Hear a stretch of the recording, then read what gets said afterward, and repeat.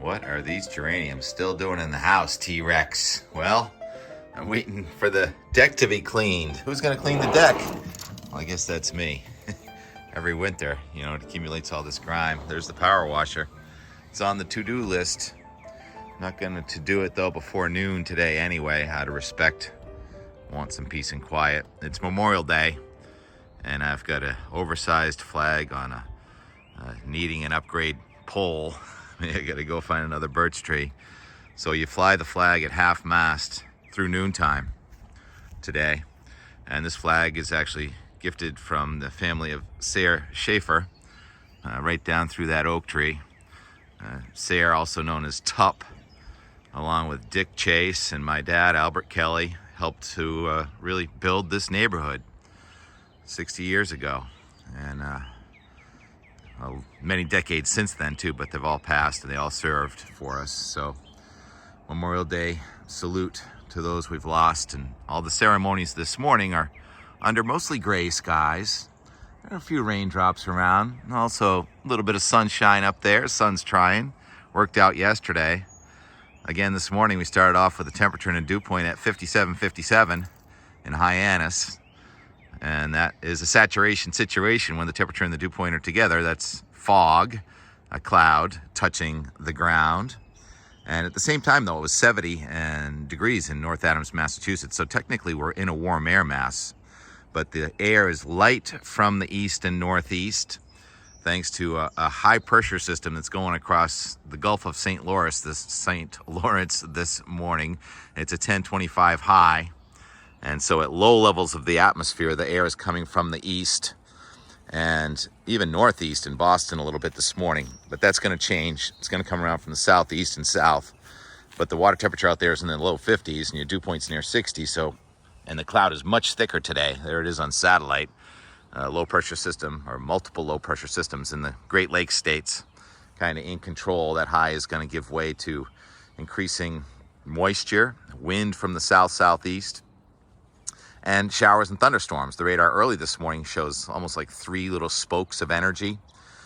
And this is a sprawling storm system responsible yesterday for more than 600 reports of severe weather, primarily from Arkansas to Virginia, hard-hit Kentucky, Tennessee, storms into Pennsylvania. And one little blue dot there over New Ipswich, New Hampshire. There was a damaging thunderstorm last night at 9:30 at night. And the severe weather prog for today says up and down the Appalachian chain, just barely into New England. The heaviest weather is going to be decaying as it gets into New England late today and tonight. Here's the timing of that weather on the HRR, High Resolution Rapid Refresh model. Here on Cape Cod, we may have some of the nicest weather by the looks of this right here.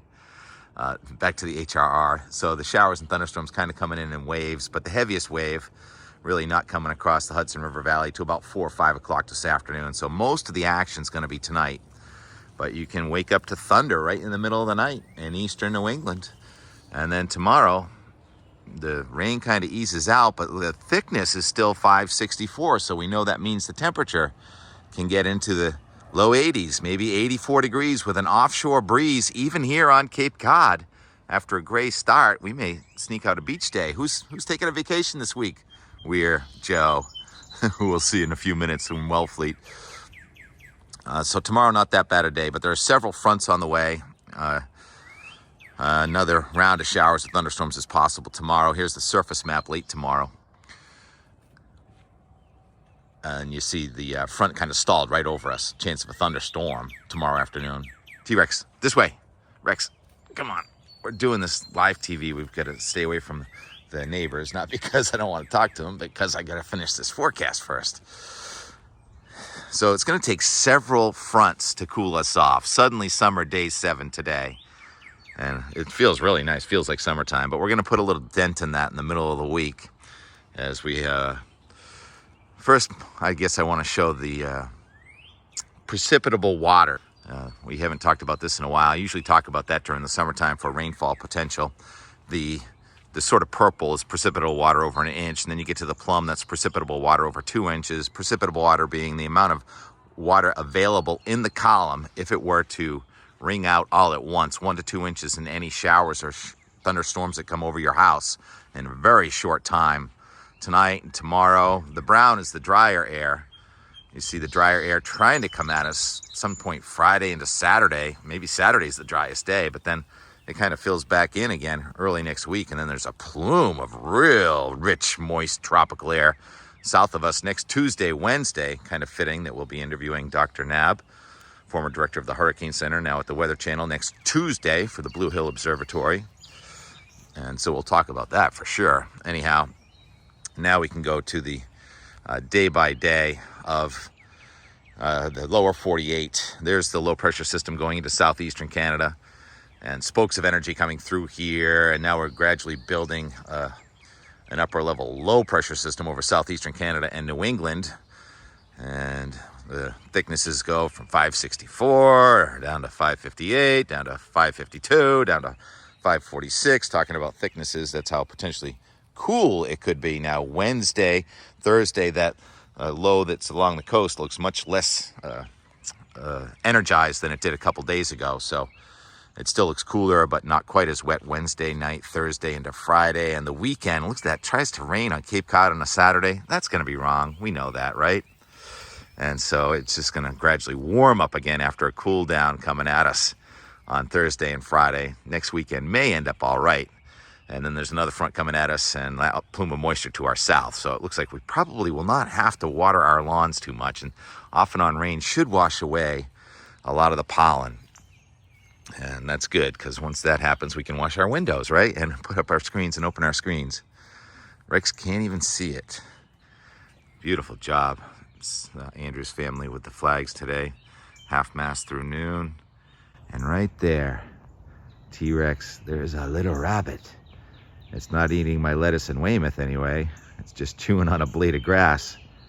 Scott, there's a rabbit eating a blade of grass. Oh, yeah, he gives a lot of energy and love to his yard, that's for sure. All right, sending out energy and love to all of you. Yesterday, I tried to do a little work with Jeff. It didn't quite work out, but we did a tour of where my dad and his family, Kelleys and Speakmans, all grew up, and Speakmans are still there. Jeff Eldridge is still over there in Harwich near Pepper Lane, named after a horse that was in my family before I was even born. And then we chased a sunset all the way to Wellfleet, where the mosquitoes and the osprey are in Wellfleet for sunset yesterday. Thanks for hosting us. So it was a busy day yesterday. Today's probably going to be more of a chore day, I think. All right, so not a bad day here on Cape Cod, mostly dry. Be prepared, though, for some heavy weather off and on next couple days. And T-Rex had a great birthday, didn't you, T-Rex? Talk to you tomorrow. Oh, those are pretty roses, huh? So this is just your average intersection on Cape Cod during Memorial Day weekend. More of the year round than ever. You know. And you all know I love once-in-a-lifetime experiences, so I've never operated a pipe puller before. Actually, don't even know what one is, but that's pipe, and that's my cousin Bobby's truck. And Jeff's around here somewhere. We're gonna pull some pipe. Yeah. On a Sunday. Happy to do it. I don't know if I'm dressed right. What is a pipe puller anyway? Well, this thing, I just got some lessons on this archaic. So you're just learning too? On this one, I'm just learning. That's a pipe puller. All right, I guess the first thing we gotta do is pull it out. Get it out of there and put it on the ground. It's a good start. Jeff tells me this property was once owned by Odin Derrick, the Derrick family in the 1900s, early 1900s. And they actually used the property also to dry out the fish that were caught by Nathaniel Wixon. And my dad worked for Nathaniel Wixon before these trees were ever born. And look at these trees. They're all knocked over, but still trying to survive. That is the survival instinct of that oak tree right there. Now we learn how to pull pipe. Getting it from there to here was kind of tricky, but we got it here. I really can't make a video because I'm kind of spooling out 300 yards of this irrigation pipe, and it went underground. And kind of a ditch witch type thing pulls it underground. But I talk a lot about my dad. Well, I talk about my mom's side on Nantucket. This is where my dad's side's from, right here, Depot in Maine. And there was like a Saturday club dance hall right in there back in about 75, 80 years ago. And my dad's sister was Julia Kelley, and they lived on Pepper Lane for a while. Pepper was the name of their horse. And Julia married Ray Speakman, and that's how the Kelleys and the Speakmans became related. And in that white truck up there is Eldridge. Jeff Eldridge's mom was my Sunday school teacher. And then Dan Speakman built Speakway right there. So Speakman Kelley history on this road goes way back, more than a century. Bog Lane up there is Burt's Way. My dad bought some property up there and developed Burt's Way. And up here we got farms. Eldridge Family Farm and Bobby Speakman's farm. I've never been to, believe it or not. So we're kind of literally going back in time here. When you come to the fork in the road, just take it, head toward Cranberry. Eldridge Farm that way. Speakman Farm. Keep going. I don't know whose bogs these are, but they look pretty healthy right now. Pine pollen coming. Cousin Bobby, he's kind of old school, probably not into the camera too much. He's got a big mailbox though. By appointment only, and he's got stuff. Wow, beautiful hole in the clouds. All of a sudden it feels like it's closer to 80. Altocumulus up high is going towards the east, and stratocumulus down low is coming from the south. And Sam Speakman operates out of here. Great Western Road. Cousin Billy operates out of there. Old friends, Dad's friend Baldy Shea, Bobby Shea, John Shea. Used to own this one. Tony Kent, he was my Little League coach. His son Tony's on the fire department. Dennis Landfill was run by Theophilus Smith. Thoppy. Talk like this, hey boy, don't put the glass in the fire. Hey boy. That's how my dad imitated Theophilus Smith, which is now a solar farm. And I got an Emmy for working on TV for climate change, believe it or not, covering the solar farm that they put over the top of our old Dennis stump. Yeah, can't make that up. This was all woods. This road didn't even exist. It was a dirt road. It came in right about here or so. Another road trip. We spend all of our time just going here to there to here. Whoever's there is he wants to go. Whoever's here wants to go there, and whoever's there wants to go here. That's what we do. You know where we are? This used to be called Suicide Alley, but we put all those yellow things in there, and now it's safer. Oh, it's been too long. A little convection near the National Seashore. Lower Cape, also called the Outer Cape. Land of the lobster shanties. And a cookout with some friends. And also close to 80 degrees. Drive north on Cape Cod when the wind is from the south.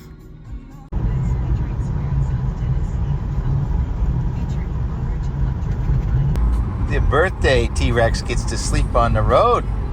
It's so relaxed today. He's enjoying his birthday as we go up to the Outer Cape, heading for Wellfleet. Chequesset Neck T-Rex. That's where we are. Going along the shore here, just north of Wellfleet Harbor.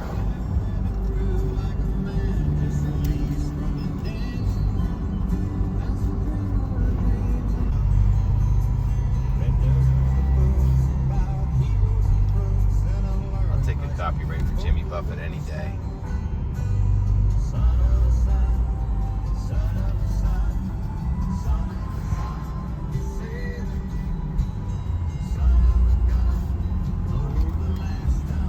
Chequesset Club.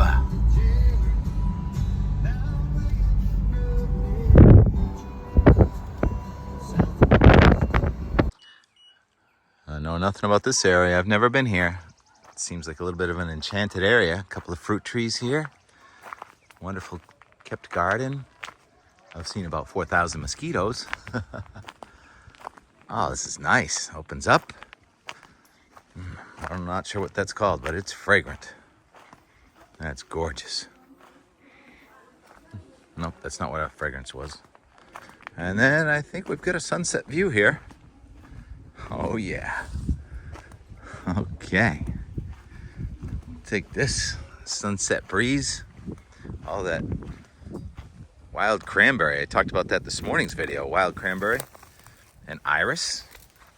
This is an incredible expanse of wild cranberry. It's even got a path. And here we are. Thank you, glacier. 13,000 years ago.